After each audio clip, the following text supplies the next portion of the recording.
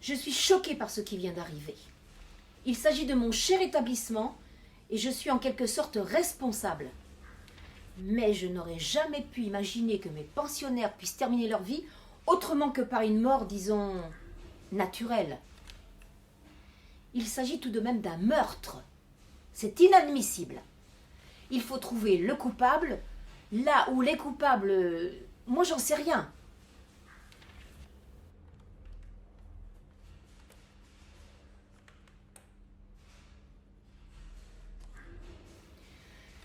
Quand je pense que les deux femmes devaient être tranquillement dans leurs chambres respectives et qu'on les a retrouvées dans un panier à linge, c'est horrible. Bien, je vais vous dire comment cela s'est passé. C'est plutôt rare, mais je suis restée travailler tard dans mon bureau sur un dossier important. Vers 22 heures, j'ai entendu 3 coups de feu. J'ai paniqué. Mais tout de suite, j'ai pris les escaliers, étage par étage, pour voir d'où cela venait. J'ai découvert du sang dans le couloir et une canalisation d'eau qui avait explosé. En suivant les traces de sang, je suis arrivée à l'infirmerie et là, j'ai trouvé les 2 corps dans un grand panier à linge roulant.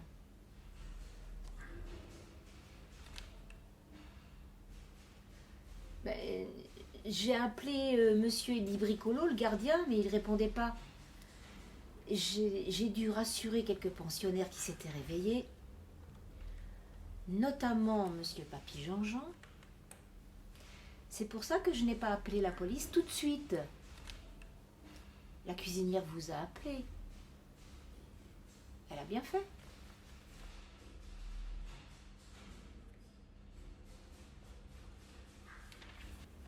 Il vous a dit ça?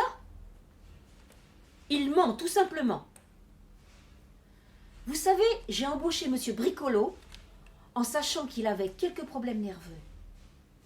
Il souffre de troubles explosifs intermittents. Donc il exagère tout. Mais bon, je sais lui parler pour le calmer.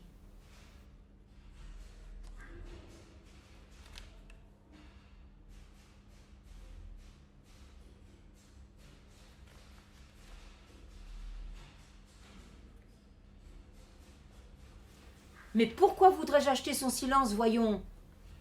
C'est parfaitement ridicule. Vous savez, il faut faire attention à ce qu'il peut vous dire. Il rend des services aux résidents comme des petites courses. Il va aussi acheter du matériel de bricolage de temps en temps. Mais pour cela, je lui donne un petit peu d'argent.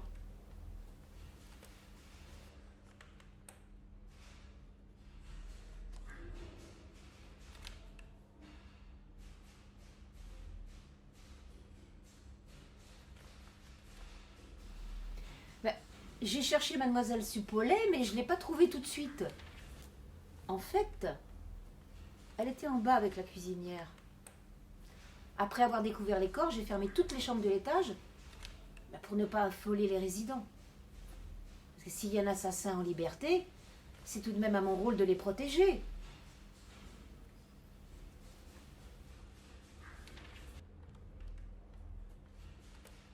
Vous avez remarqué son état émotionnel à fleur de peau? C'est parce qu'elle a perdu ses parents étant jeune dans un accident de voiture. Elle a été placée ensuite dans une famille d'accueil qui l'a maltraitée. C'était dur pour elle, j'imagine.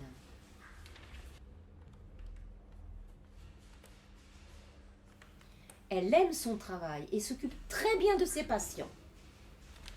Mais il est vrai qu'elle perd la mémoire de temps en temps. Et ceci est plus embêtant. Vous ne croyez tout de même pas qu'elle aurait tué ses patientes?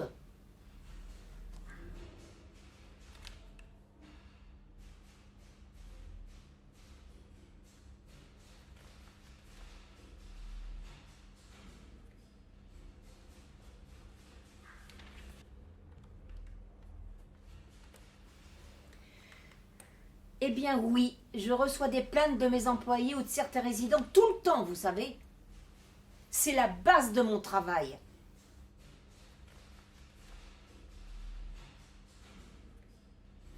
La pétition. C'est une plainte comme les autres. En ce qui concerne monsieur Papy Jean-Jean, il aime les procédures. Cela ne m'étonne pas qu'il l'ait signée.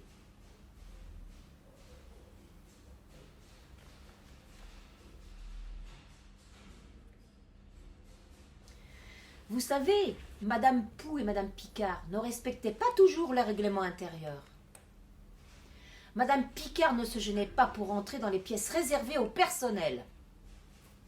De plus, elle est sortie dans le jardin après 20 heures, alors que c'est strictement interdit.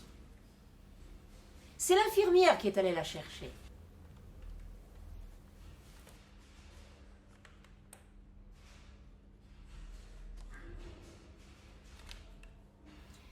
Les nouvelles vont vite, je vois. Mon établissement est en vente, tout à fait. Je suis proche de la retraite et je voudrais en profiter dès maintenant. Cela vous intéresse ?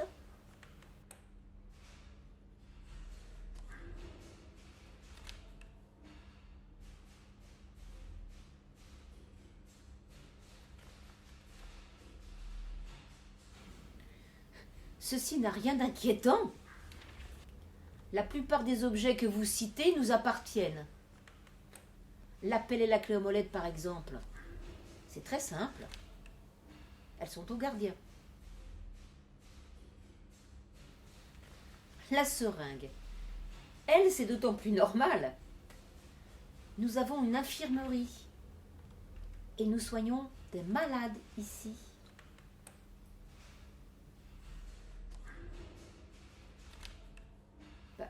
La machette, quant à elle, c'est pour couper la viande. Donc elle doit être dans la cuisine, j'imagine.